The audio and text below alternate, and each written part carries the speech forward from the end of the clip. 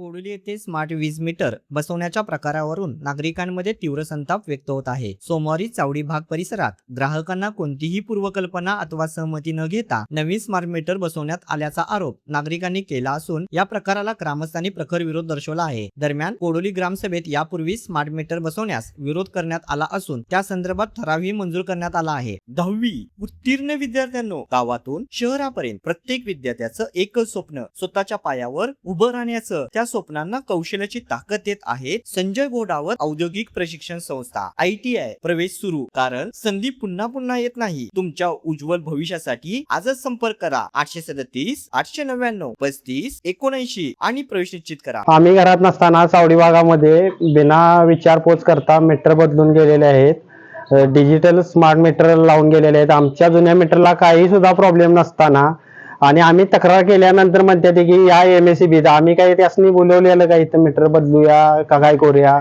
आमचा विचार नाही पाचार नाही काय नाही, डायरेक्ट आलेले, डायरेक्ट घरामध्ये घुसून डायरेक्ट मीटर बदलून गेलेले आणि आम्ही विरोध केल्यानंतर डायरेक्ट म्हणतात की वर्ण झालंय, या असं आहे तसं आहे, लांबड लावत आणि बदलून गेलेले आहेत।